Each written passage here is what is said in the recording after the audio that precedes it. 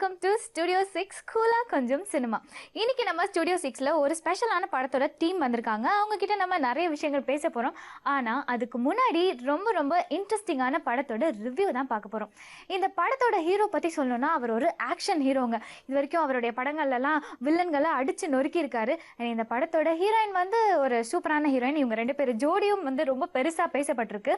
So நான் சொன்னதை வச்சு நீங்க கொஞ்சம் கெஸ் பண்ணியிருப்பீங்க.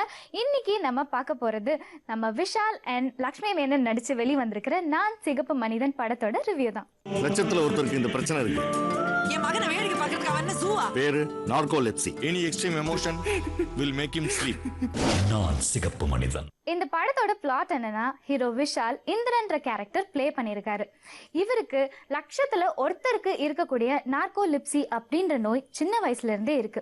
இந்த நோயால பாதிக்கப்பட்டவங்களுக்கு எந்த விதமான எமோஷன்ஸ் இல்ல டக்குன்னு திடீர்னு ஏதாவது சத்தம் கேட்டாலோ தூக்கத்துக்கு போயிடுவாங்க. இப்படிப்பட்ட நோய் இருக்கிற ஒரு ஹீரோ அவர் வாழ்க்கையில அவர் ஃபேஸ் பண்ற காதல், அவருக்கு நடக்கிற துரோகம், அதுக்காக அவர் எடுக்கிற ரிவெஞ்ச், இதெல்லாம் ஒன்னா கோர்த்திருக்கிற வகையில இந்த படத்தோட ஆன்லைன் ரொம்பவே வித்தியாசமா இருக்குன்னு சொல்லலாம்.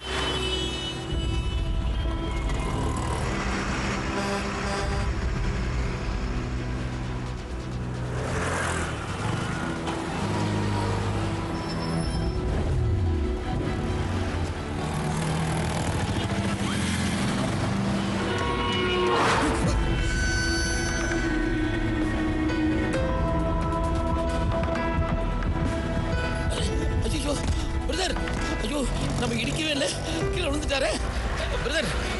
ஐயோ ஏங்க பிரதர், ஏம்பா நம்ம இடிக்கிற மாதிரி தான் வந்தோம், ஆனா இடிக்கலையே. ஒருவேளை வண்டியை மறைச்சு பணம் பறிக்கிறவனா இருப்பானோ? ஆளையும் கெட்டப்ப பார்த்தா அப்ப தெரியலையே. ஏர் செக்அப் பண்ண இருக்குது. படத்தோட ஹீரோ விஷாலை பத்தி சொல்லி ஆகணுங்க. இது வரைக்கும் அவர் வந்து ஒரு ஆக்ஷன் ஹீரோவை தான் பிளே பண்ணியிருக்காரு. படத்துல ஒரு 200-300 பேரை அடிச்சு போடுற மாதிரியான கேரக்டர் தான் பிளே பண்ணியிருப்பாரு. ஆனா இந்த படத்துல ஒரு சட்டலான விஷாலை பார்க்கறது ஒரு ஃப்ரெஷ் ஃபீலை கொடுக்குதுன்னே சொல்லலாம்.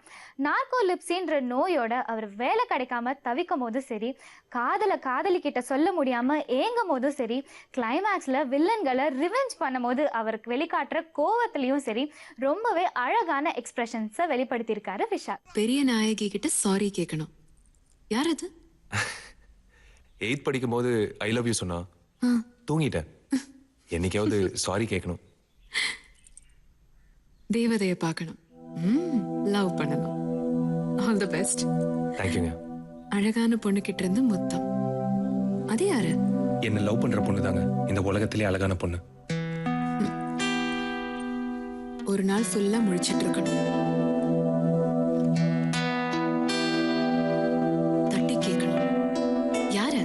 ரோட்ல போயிட்டு இருப்போம், அங்க ஏதோ பிரச்சனை நடக்கும், யாரோ தப்பு பண்ணியிருப்பாங்க, தட்டி கேட்கணும்னு தோணும். ஆனா எனக்கு தான் கோவம் வரும்போது தூக்கமும் சேர்ந்தே வருது. பாப்போம். மற்ற ஹீரோயின்ஸ் மாதிரி பாடலுக்கு மட்டும் வந்துட்டு போகாம கொஞ்சம் நடிக்கவும் செஞ்சிருக்காங்க லக்ஷ்மி மேனன். விஷாலுக்கு இருக்கிற பிரச்சனையை பாசிட்டிவா அப்ரோச் பண்ற விதத்துல இவங்க கேரக்டர் நம்மள ஈர்க்குதுன்னே சொல்லலாம். ஆனா ஒண்ணுங்க, லக்ஷ்மி மேனனுக்கு விஷால் மேல எதனால காதல் வந்துச்சு, ஏன் காதல் வந்துச்சுன்னு மட்டும் புரியவே இல்லை. உன்னாசை காதல் சொன்னால் நிறைவேற்றுவேன், உனக்காக வேலை கூட மழையாக்குவேன், உன் பேரை சொல்லி சொல்லி உதடுகள் தேய்ந்ததை உனக்கென்று யார் சொல்வது? எங்க வீட்ல ஒரு அழகான பறவை இருக்கு, ப்ளீஸ் அதை பறக்க விடுங்கப்பா. அது பறக்க மறந்து 4 வருஷம் ஆச்சு. கேட்டா வாஸ்து பறவை பாரு. எப்படியாவது அதை பறக்க விடணும்னு எனக்கு ஆசை.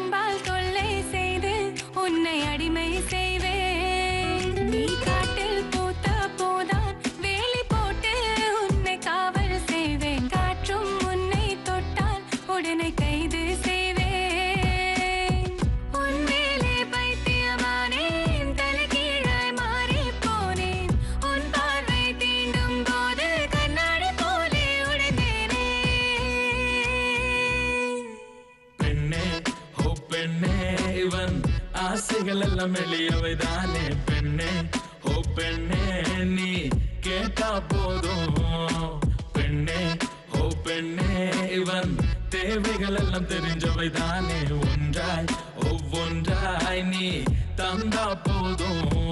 படத்தோட டைரக்டர் திரு விஷாலோட சேர்ந்து இதுக்கு முன்னாடி அவர் 2 படம் பண்ணியிருக்காரு. இது இவரும் விஷாலும் பண்ற 3வது படம்.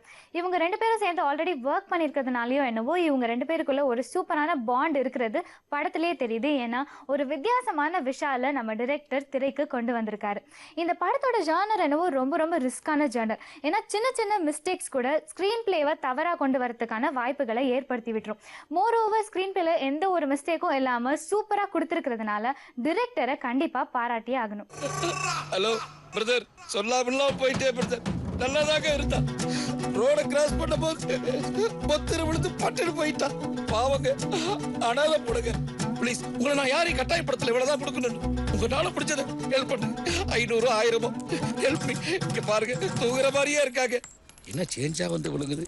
அள்ளி போறதுக்கு நல்லவங்க யாருமே இல்லையா?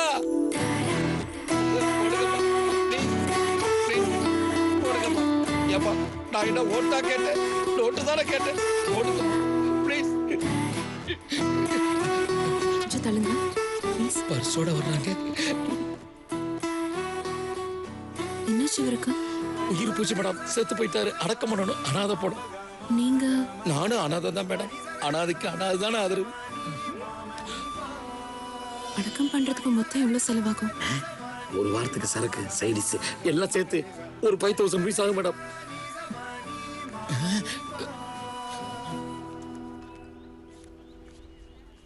ஏன் ராஜா, ஒரு 400 rupees கம்மியா இருக்கு. பரவாயில்ல, நான் ஷேர் பண்ணிக்கிறேன் மேடம். முதல்ல என்கிட்ட ஹேண்ட் ஓவர் பண்ணுங்க. கொடுங்க மேடம். Thanks madam. படத்தோட மியூசிக் டைரக்டர் ஜிவி பிரகாஷ். படம்னு ஒன்று இருந்தா பாடல்னு ஒன்று இருக்கணுன்றதுக்காக மியூசிக் கம்போஸ் பண்ணியிருப்பாருன்னு தோணுது.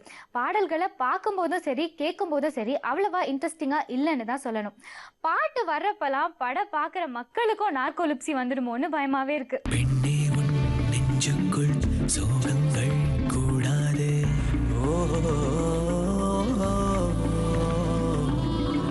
ஆனந்த கண்ணீரில் அழுதாலும் தாங்காதே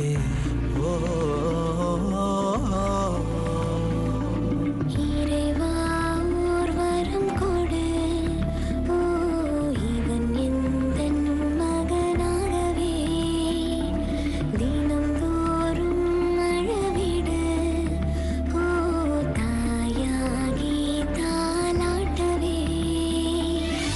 எங்கே நீ சென்றாலும் என் கால்கள் எப்போதும் உன் பின்னே தான் நடக்கும்.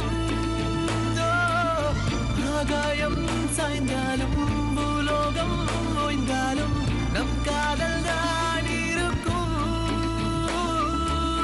பெண் பஞ்சு வேகத்தில் என் நெஞ்சை நீ வைத்தாய், பெண்ணே உன் புன்னகையில் சாரல் அதடி. படத்துல ஜெயபிரகாஷ் எல்லா இடத்துலயும் செல்வாக்கு இருக்கிற ஒரு பெரிய கோடீஸ்வரர்.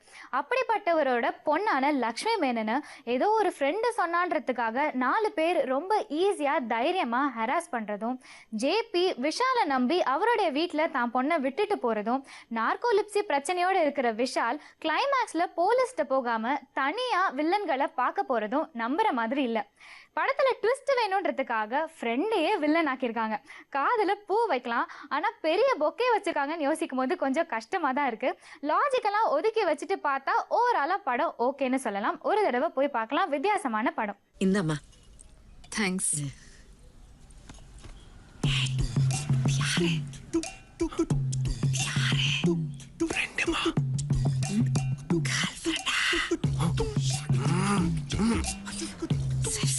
மா, சொல்ல மறந்துட்டேன். என் ஃப்ரெண்டு மீரா. நீங்க பேசிட்டு இருங்க, மாடியில வத்தல் காய போட்டிருக்கேன், போய் பார்த்துட்டு வரேன். அம்மாவா இருக்கிறது ஒரு வரம் இல்ல? கரெக்ட் தான். டேய், உன் ரூம்ல அந்த லேப்டாப் கீழே விழற மாதிரி வச்சிருக்கேடா, ஒழுங்கா எடுத்து வை. இவனுக்குன்னு ஒரு பொண்ணு வந்தாதான் எல்லாத்தையும் சீர் பண்ணி எடுத்து வைக்கும். வாரம் நம்ம ஸ்டூடியோக்கு ஒவ்வொரு படத்தோட டீம் வந்து நிறைய விஷயங்கள் நம்ம கிட்ட ஷேர் பண்ணிக்கிறாங்க. அந்த வகையில் இன்னைக்கு நம்ம ஸ்டூடியோக்கு வந்திருக்கிறது டமால் டுமில் படத்தோட டீம் தான். ஸோ இந்த படத்தோட பேரை கேட்கும் போதே கண்டிப்பாக இந்த படமும் படன்னு பட்டாசு மாதிரி சூப்பராக இருக்கும்னு தெரியுது. ஸோ இந்த படத்தை பற்றி நிறைய விஷயங்கள் இங்கே வந்திருக்கிற director Sri sir, cameraman Edwin sir, and நம்ம ஸ்மார்ட்டான ஹீரோ வைபவ் அண்ட் ஸ்வீட்டான ஹீரோயின் ரம்யா நம்பீசன் கிட்ட கேட்டு தெரிஞ்சுக்கலாம். ஹாய். ஹலோ. டிரெக்டர் சார், நீங்கள் சொல்லுங்கள், உங்களுடைய முதல் படம் டமால் டுமில். மோஸ்ட் ஆஃப் த டிரெக்டர்ஸ் அவங்களுடைய முதல் படம் எடுக்கும்போது அவங்க லைஃப்பில் நடந்த சில விஷயங்களை பேஸ் பண்ணி எடுப்பாங்க. அண்ட் ரெண்டாவதாக வந்து பார்த்தீங்கன்னா இந்த படத்தோட ட்ரெய்லரை பார்க்கும்போது மச்சான் இது ஒரு காமெடி படமாக இருக்குமோ அப்படின்னு நினைக்கிறாங்க. அப்படி ட்ரெய்லர் போயிட்டே இருக்கு, இல்லை மச்சான் இது ஒரு சீரியஸான படமாக இருக்கும் அப்படின்றாங்க. அப்புறம் கொஞ்ச நேரம் பார்த்தா என்னடா இது என்ன மாதிரி படமே புரியலையே அப்படின்றாங்க. ஸோ இந்த டமால் டுமில் என்ன மாதிரியான ஒரு படமாக இருக்கும்? ஆக்சுவலாக இது வந்து எங்கள் ரியல் லைஃப்பில் நான் எதுவும் இன்ஸ்பயர் பண்ணி நான் எதுவும் எடுக்கல. இந்த கதை என்ன அப்படின்னா, ஒரு பேப்பரில் நிறைய பேப்பர் கட்டிங்ஸ்லாம் சேர்த்து வைக்கிற பழக்கம் வந்து சின்ன வயசுலேருந்தே உண்டு. அந்த மாதிரி ஒரு பேப்பர் கட்டிங்ஸில் வந்து ஒரு நியூஸ் தான் இந்த படத்துடைய ஒரு தீம். அப்படி தான் இது கருவாக ரெடி ஆச்சு. இப்போ அதுதான் ஒரு படமாக வெளில வந்திருக்கு. இந்த படத்தை பொறுத்த வரைக்கும் என்னென்னா ஃபுல் பேசிக் த்ரில்லர் தான் இது மெயின். த்ரில்லரில் வந்து ஒரு காமெடி அப்படின்ற மாதிரி ஒன்று ட்ரை பண்ணியிருக்கோம். ஹெவியாக த்ரில்லர் போயிட்டே இருக்கும். என்னென்னா படத்தில் வந்து கேரக்டர்ஸ் எல்லாருமே சீரியஸாக இருப்பாங்க. கோட்டா சாரோ இல்லை ஷாயி ஷிண்டே சாரோ வந்து எப்போ வந்து ஹீரோ மாட்டுவான், எப்போ கொலை பண்ணலாம் அப்படின்ற அந்த ஸ்டேஜில் தான் இருப்பாங்க. பட் ஆனால் ஆடியன்ஸுக்கு பார்க்கும்போது அவங்களோட மிஸ்கம்யூனிகேஷன், அவங்க வந்து அவங்களுக்குள்ள ஒரு குழப்பங்கள் இருக்கும். யார் பண்ணா என்ன பண்ணுற மாதிரி சின்ன சின்ன கேள்விகள் இருக்கும். அதுதான் ஃபன்னியாக ஆடியன்ஸுக்கு காமெடியாக ரிஃப்ளெக்ட் ஆகும். ஸோ அப்படிப்பட்ட லைன் தான். வைபவ் சார், நீங்கள் சொல்லுங்கள். கண்டிப்பாக டைரக்டர் சார் வந்து இந்த படத்தோட கதையை உங்களுக்கு சொல்லியிருப்பாங்க. ஸோ படத்தோட கதையை கேட்டோன்னே நீங்கள் ஒத்துக்கிட்டீங்களா, இல்லை வந்து ரம்யா நம்பீசன் தான் ஹீரோயின் அப்படின்னு சொன்னதுக்கப்புறம் ஒத்துக்கிட்டீங்களா? நல்ல கேள்வி. இல்லை, கதை கேட்டோன்னே ரொம்ப பிடிச்சிருந்தது அவர் சொன்ன விதானம், லைன். மேக்ஸிமம் அங்கே ஸ்க்ரீனில் எல்லாரும் வந்துட்டு அவங்க சீரியஸாக ஒரு விஷயம் பேசும்போது அது வந்து ஆடியன்ஸ்க்கு தெரியும் அது வந்து காமெடியாக தான் முடிய போகுது அப்படின்ட்டு. ஸோ அந்த மாதிரி ஒரு ஸ்க்ரீன் பிளே உள்ள படம். அதுக்கப்புறம் ரம்யா நம்பீசன் அவங்க ஹீரோயின் சொன்னாங்க. சரி, ரெண்டும் ஓகே, ரெண்டுமே உங்களுக்கு பிடிச்சி போய் நல்லா இருக்கே அப்படின்னு. சரி, அதனால ஒத்துக்கிட்டீங்க. சரி, ஓகே. ரம்யா, நீங்கள் சொல்லுங்கள், படத்தோட பேர் டமால் டுமில். ட்ரைலர் ஃபுல்லாக டமால் டுமில். ஹீரோ இருக்காரு, இன்னொரு ஹீரோ வந்து அங்கே கன்னாக தான் தெரியுது. ஓகேவா? ஸோ படத்தில் உங்களுடைய பாட்டு என்ன, இந்த படத்தில் உங்களுடைய கேரக்டர் பற்றி சொல்லுங்கள். என்னோட கேரக்டர் பேர் Meera. She is a very homely girl. ஆனால் ரொம்ப ஆம்பிஷியஸாக இருக்கும். ரொம்ப ஒரு லவ்விங்கான ஒரு கேரக்டர். அவங்க நல்லா வாழணும், நல்ல ஃபேமிலியாக செட்டிலாக. ஸோ இவங்க சாஃப்ட்வேர் இன்ஜினியர். ஸோ அந்த மாதிரி ரொம்ப ஒழுங்காக ரெஸ்பான்சிபிளாக சூப்பராக வாழணும்னு தான் நினச்சிட்டு இருந்தேன். அப்போ இருக்கும்போது சில பிரச்சனைகள் எல்லாம் வந்துடும். So her life is like ஒரு கொலாப்ஸ் லெவலுக்கு அந்த லெவல் வந்துடும். So how she is gone recover, அதை எப்படி ஓவர் கம் பண்ணுவாங்க, ரெக்டிஃபை பண்ணுவாங்க, அதுதான் ஆக்சுவலி என்னோட ரோல். ஸோ எப்போவுமே இந்த ஹீரோ கூட சப்போர்ட்டிங் ஒரு ஃபேக்டராக அப்படி இருக்கும். அப்படி இருக்கும் நம்புறீங்க இல்லையா? ஓகே. எட்வின் சார், நீங்கள் சொல்லுங்கள். பொதுவாக க்ரைம் காமெடி த்ரில்லர் வந்து சில படங்கள் தான் வரும். ஸோ அதில் வந்து நிறைய பேர் நிறைய விஷயங்கள் ட்ரை பண்ணியிருப்பாங்க. இந்த படத்தில் நீங்கள் ஏதாவது வித்தியாசமாக கொடுக்கணும், அந்த feel through out the movie இருக்கணும் அப்படின்றதுக்காக நீங்கள் ஸ்பெஷலாக ஏதாவது பண்ணியிருக்கீங்களா? ஸ்பெஷலாக கதை தான் ஸ்பெஷல். அதுவே வித்தியாசமாக தான் வந்துச்சு. அதனால் அதுக்கு தேவையானது மட்டும் பண்ணாலே எங்களுக்கு வந்து அது ஆப்டாக இருக்குன்னு தோணுச்சு. ஸோ ஸ்பெஷலாக எதுவும் பண்ணல. அந்த கதை என்ன டிமாண்ட் பண்ணியிருக்கோ அதை பண்ணியிருக்கோம். கண்டிப்பாக அது ஒரு விஷுவல் ட்ரீட்டாக இருக்கும். வைபவ், நீங்கள் வந்தோடனே நான் வந்து சொல்லணும்னு நினச்சேன், செம்ம ஸ்மார்ட்டாக இருக்கீங்க. உங்களுக்கு வந்து ஆல்ரெடி நிறையா கேர்ள்ஸ் ஃபேன்ஸ் எல்லாம் இருப்பாங்க இல்லையா? ஸோ இந்த படம் மூலியமாக நீங்கள் இன்னும் கேர்ள்ஸை இம்ப்ரெஸ் பண்ணுவீங்கன்னு நினைக்கிறீங்களா, இல்லை உங்கள் கேர்ள்ஸ் ஃபேன் அதிகமாவாங்க இல்லை குறைவாங்க, என்ன சொல்கிறீங்க நீங்கள் உங்கள் கேர்ள்ஸ் ஃபேன்ஸ்க்கு? ஃபர்ஸ்ட் இந்த இன்ஃபர்மேஷன் கொடுத்ததுக்கு தேங்க்ஸ். ஐயோ, தன்னடக்கமா இருக்காங்க. இல்ல, எனக்கு அப்படிலாம் யாரும், நீங்க தான் சொல்றீங்க. யாரும் அவங்க அப்ரோச் பண்ணல. நீங்க பண்ணதே இல்லையா யாருமே? சரி, நான் சொல்றேன், நான் உங்களுடைய பெரிய ஃபேன். ஸோ இந்த படம் பார்த்ததுக்கு அப்புறம் எப்படி இருக்கும், நான் கண்டிப்பா ஷோ முடிச்சோன்னு உங்க நம்பர் எடுத்துக்கிறேன். நீங்க தான் முதல் ஃபேன் கொடுப்பீங்களா? கண்டிப்பா உங்களுக்கு தரமையா? இல்ல அப்படி இல்ல, அதுக்காக ஸ்பெஷலா இல்லை, ஒன்றும் இல்லை. கதையா ரொம்ப இன்ட்ரெஸ்டிங்காக இருக்கும். ஸோ எப்பயுமே இந்த காமெடி, லவ், அது தாண்டி ஏதாவது ஒன்று பண்ணணும் அப்படின்னு சொல்லி ஒரு திங்க் பண்ணிட்டு இருக்கிற டைமில் கரெக்டாக வந்து இந்த ஸ்கிரிப்ட் நரேட் பண்ணாங்க. ஸ்பெஷலாக ஃபேன்ஸை கவர் பண்ணணும் அப்படிலாம் தெரியலையே எப்படின்ட்டு. நெக்ஸ்ட் ஃபிலிமில் மேபி டெஃபினட்டாக கேர்ள்ஸ்க்காக ஏதாவது. அப்போ இந்த ஃபிலிமில் நீங்கள் எங்களுக்காக எதுவுமே பண்ணலையா? அப்போ போன படத்தில் என்ன நான் பண்ணுவேன்? நீங்கள் என்ன பண்ணாலுமே எங்களுக்கு பிடிச்சிருக்கு, போதுமா? ஓகே சார், வைபவ் வந்து தல அஜித் கூட நடிச்சிருக்காரு இல்லையா? நீங்கள் வந்து ஸ்கிரிப்ட் சொல்லும் போதோ இல்லை ஏதாவது சீன் சொல்லும் போதோ இது என்னையா பெரிய சீன், நான் தலை கூடயே நடிச்சிருக்கேன், இதெல்லாம் ஒரு மேட்ரா, நான் பார்த்துக்கிறேன் அப்படின்ற மாதிரிலாம் சீன் போட்டிருக்காரு. இன்னைக்கு நம்ம ஸ்டுடியோவில் டமால் டுமில் படத்தோட டீம் டமால் டுமில்னு நிறைய விஷயங்கள் நம்ம கிட்ட பேசிட்டு இருக்காங்க. அண்ட் இங்கே நம்ம hero, heroine, director, Edwin sir, cameraman, இப்படி நிறைய பேர் வந்து கலக்கிட்டு இருக்காங்க ஷோவே. ஸோ பிரேக்குக்கு முன்னாடி நம்ம டிரெக்டர் சார் கிட்ட நான் ஒரு கொஸ்டின் கேட்டிருந்தேன். ஸோ அந்த கொஸ்டினுக்கான ஆன்சர் என்னன்னு இப்போ கேட்போம். ஸோ பிரேக்குக்கு முன்னாடி நான் கேட்டிருந்தேன் இல்லையா, வைபவ் சார் வந்து தலை கூட நடிச்சிருக்கேன், இதெல்லாம் ஒரு சீனா, அப்படிலாம் சீன் போடுவாரா அப்படின்னு கேட்டிருந்தேன். ஸோ அதுக்கான ஆன்சர் இப்போ நீங்கள் சொல்லலாம். வைபவ் அவரை பற்றி சொல்லணும்னா, முதல்ல கதை கேட்கும்போது ஜென்ரலாக வந்து நாங்கள் கதை கேட்டதே வந்து எனக்கு வந்து ஷூட்டிங் போகிறதுக்கு ஒரு வாரத்துக்கு முன்னாடி தான் அவர் கதையே கேட்டார். கதையை கேட்டதுக்கப்புறமா என்னென்னா, ஆரம்பத்துலேருந்து எண்டு வரைக்கும் எங்ககிட்ட ஒரு கேள்வி கூட கேட்டது கிடையாது. என்னென்னா அவ்வளோ நம்பிக்கை எங்கள் மேலே வச்சுருந்தார். அது ஒரு ஸ்பாட்டுக்கு போகும்போது என்னென்னா, அங்கே சீன் படித்து காமிச்சு இதுதான் டைலாக் அப்படின்னு அங்கே சொல்லும்போது மட்டும்தான் அதுக்கான இது வரும். மற்றபடி வந்து ஒரு நல்ல ஒரு ஹீரோ, ஒரு என்ன சொல்கிறது, ஒரு நம்ம வந்து ஒரு டேரக்டருக்கு வந்து ஒரு ஏத்தமானியான ஒரு ஹீரோ அப்படின்ற மாதிரி அவரை சொல்லலாம். நம்ம என்ன கேட்குறோம் அப்படிங்கிறத ஈஸியாக புரிஞ்சுப்பார். நம்ம ஷார்ட் சொன்ன உடனே இந்த ஷார்ட்டுக்கு இந்த வேரியேஷன் தான் வேணும் அப்படின்ன உடனே, சார் இது இல்லை இதை மாற்றிக்கோங்க அப்படின்னு சொன்ன உடனே அடுத்த நிமிஷம் வேறு ஒரு வேரியேஷன் அதில் வந்துடும். ஸோ அந்த மாதிரியான அந்த ஈகோ, அந்த மாதிரியான இந்த பிரச்சனை எதுவுமே அவர்கிட்ட கிடையாது. அது வந்து எங்களுக்கு ரொம்ப ஃப்ரெண்ட்லியான ஒரு ஹீரோவாக ஆகிட்டார் அவர். ஓகே ஓகே ரம்யா, பொதுவாக நீங்கள் எந்த சேனலுக்கு போனாலுமே இந்த விஷயம் கேட்பாங்க. அடடா ரம்யா நம்பீசனா, சரி எங்களுக்காக ஒரு பாடல் பாடி காட்டுங்க அப்படின்னு கேட்பாங்க. நாங்களும் அதே தான் கேட்க போகிறோம். இந்த படத்தில் வர நீங்கள் ஒரு பாடல் பாடிருக்கீங்க இல்லையா? ஸோ எங்களுக்காக, ஜீ தமிழ் வியூவர்ஸ்க்காக பாடுவாங்க. பட் கிஃப்ட் என்ன? கிஃப்டா? கண்டிப்பாக இருக்கு கிஃப்ட். என்ன இருக்கா? பாடி முடிச்சானே டைம்ல வந்துட்டு கிஃப்ட். ஓகே ஓகே பாடுங்க. போகாதே போகாதே நீ போனால் எந்த நெஞ்சம் தாங்காதே, போகாதே போகாதே நீ போனால் எந்த நெஞ்சம் தாங்காதே. ஓ சூப்பர். கிஃப்ட் கேட்டீங்க தானே? என்னோட கிஃப்ட் ரம்யா, உங்களுக்கு லவ் யூ. பாத்தீங்களா எவ்வளவு பெரிய கிஃப்ட் தெரியுமா இது? Okay thank you so much. ரொம்ப அருமையா பாடுனீங்க, சொல்ல வேண்டியதே இல்லை. வைபவ் நீங்க பாடுறீங்களா? உங்களுக்கு வந்து ஸ்பெஷலான கிஃப்ட். நீங்களே கிஃப்ட் கொடுத்துட்டீங்களா? சரி ஓகே. வைபவ் கிட்ட இருந்து எனக்கு கிஃப்ட் வந்துருச்சு, அதனால நான் வந்து அவரை விட்டுட்டேன். இட்ஸ் ஓகே, பரவாயில்ல. வைபவ் நீங்க சொல்லுங்க. எட்வின் சார் முதல்ல வந்து டைரக்டர் சார் நிறைய பேருக்கு நிறைய விஷயங்கள் சொல்லி கொடுத்துருப்பாரு, நடிக்கிறதுக்கு கூட சொல்லி கொடுத்துருக்கலாம். நீங்க தான் ஃபர்ஸ்ட் கேமரா முன்னாடி இவங்க 2 பேரும் நடிச்சதை பார்த்துருக்கு. ஓகேவா? ஹானஸ்டா சொல்லுங்க, இவங்க 2 பேர்ல யார் அதிகமான டேக் வாங்கியிருக்கிறது? டேக் வாங்குறது இல்லை, வேரியேஷன்ஸ் கொடுத்துருக்காங்க 2 பேருமே. டேக் சரியில்லை. அதாவது டேரக்டரே வந்து பார்த்தீங்கன்னா, இந்த டேக் சரியில்லை நீங்கள் நடிங்க அப்படி சொல்லி எதுவுமே அவர் கேட்டு வாங்கலை. அவரோட அப்ரோச்சே எப்படி இருந்துச்சுன்னா, ஒரு விஷயத்த சொல்லிட்டு அவங்களோட எமோஷன்ஸ் கொடுத்துருக்காங்க. அதுக்கு 2வது டேக் போனாலே வேரியேஷன் தான் கொடுப்பாங்களே தவிர ஒரே டேக்கை திருப்பி நம்ம வாங்கினது இது 2 பேர்ட்டுமே இல்லை. சரி ஓகே. சரி இவங்க 2 பேர்ல யார் அதிக வேரியேஷன் காமிச்சா? ரம்யாவா? வேரியேஷன் கொடுக்குற சிச்சுவேஷன்ஸ் இவருக்கு அதிகம், அதனால நிறைய சீன்ஸ்ல இருக்கிறதுனால வேரியேஷன்ஸ். அவங்க கம்மியான சீன்ஸ்ல இருந்தாலும் எமோஷன்ஸ் பயங்கரமா பண்ணிருப்பாங்க. ஓகே சோ 2 பேருமே ஆமா, டோட்டலா ஒரு சாங் இருக்கு, போகாதேன்னு ஒரு சாங். அந்த சாங்ல அது அடிச்சிட்டு போயிடுவாங்க, அந்த இடம் அவங்க போயிடுவாங்க. மொத்தத்துல நீங்க 2 பேரும் வேரியேஷன் காட்டுறன்ற பேர்ல அதிக டேக் வாங்குறீங்கன்னு சொல்றாங்க. அப்பதான் நான் பட்டம் கொடுத்திருக்கேன் எட்வின் சார் இந்த படத்துல. வேரியேஷன் கொடுக்கிற மாதிரி. சரி ஓகே, நீங்க சொல்லுங்க, நிஜமாவே அது வேரியேஷன் காட்டுறதுக்காக நீங்க எடுத்த டேக்கா இல்லனா வந்து சரி இன்னும் டேக் போலாம் அப்படின்றதுக்காக எடுத்தீங்களா?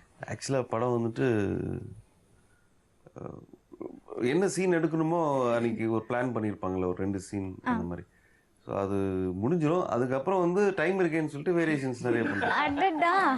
அவ்வளோ, மற்றபடி ஓகே இல்லை அவ்வளோ ஃபாஸ்ட்டாக இருந்தாலும் சொல்கிறாரு.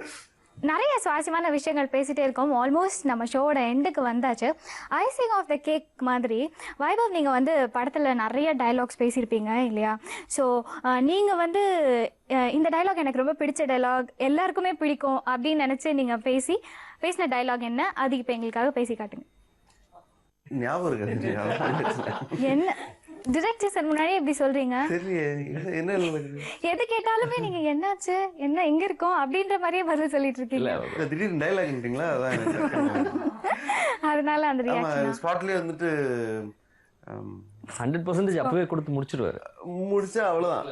இப்படி முடிச்சுட்டு இப்படி மறந்துடுவீங்களா? டக்குன்னு மறந்துடணும். சரி, டைரக்டர் சார் ஒரு டயலாக் சொல்லி கொடுங்க, அவர் இங்க பெர்ஃபார்ம் பண்ண வைக்கலாம். அவர் சொன்னது அந்த 5-10 லஞ்சம் கொடுத்தாதுன்றது அவர் சொன்னது. அதுதான் எனக்கு நிறைய அது எனக்கு என்னோட டைலாக் ஞாபகம் இல்லை, அவங்க டைலாக் தான் ஞாபகம். உங்க டயலாக் அவங்களுக்கே ஞாபகம் இருக்கா? 5-10 லஞ்சம் கொடுத்தாவது என்னோட காரியத்தை சாதிக்கணும்னு நினைக்கிற சாதாரண மனுஷன் தானா? என்ன நடுவுல இருந்து ஆரம்பிச்சு முடிச்சிட்டீங்க? சரி டைரக்டர் சார், உங்கள் பெர்மிஷனோட நான் ஆக்ஷன் சொல்கிறேன், அப்புறம் அவர் சொல்லட்டும். ஓகே, ரெடியா வைபவ்? Okay, action. 5-10 லஞ்சம் கொடுத்தாவது என்னோட காரியத்தை சாட்சி. One more variation. திடீர்னு நீங்க நடிக்க சொல்றீங்கன்னா அதுக்கு ப்ரிப்பேர் பண்ணிட்டு ஓகே, அது என்ன டைலாக்? 5-10 லஞ்சம் கொடுத்தாவது என்னோட காரியத்தை சாதிச்சுக்கணும்னு நினைக்கிற சாதாரண மனுஷன் தானா? அப்பா, நீங்க பேசவே கன்னடால வந்துச்சு. நான் பேசுவேன். சூப்பர். நீங்க பேசவே மாட்டீங்க நினைச்சேன், உங்களை கன்னடாலாம் பேச வச்சுட்டேன். ரொம்ப ரொம்ப சந்தோஷமா இருக்கு. Okay, thank you so much. நிறைய விஷயங்கள் பேசணும், இந்த ஸ்டுடியோக்கு வந்து நிறைய விஷயங்கள் ஷேர் பண்ணிக்கிட்டதுக்கு ரொம்ப ரொம்ப நன்றி. உங்க படமும் மிகப்பெரிய வெற்றி அடையணும். அண்ட் வைபவ், உங்களுக்கும் கேர்ள்ஸ் ஃபேன் வந்து ரொம்ப அதிகமாகணும்னு நான் கேட்டுக்கிறேன். ஓகேவா? Okay, thank you so much. And உங்களுடைய படமும் மிகப்பெரிய வெற்றி அடையணும்னு கேட்டுக்கிறேன். அண்ட் இதே மாதிரி அடுத்த ஷோவில் நான் உங்களை மறுபடியும் சந்திக்கிறேன். Until then, this is me, Farina, and Damal Dumil team saying bye-bye from Studio 6, Khula Konjam Cinema.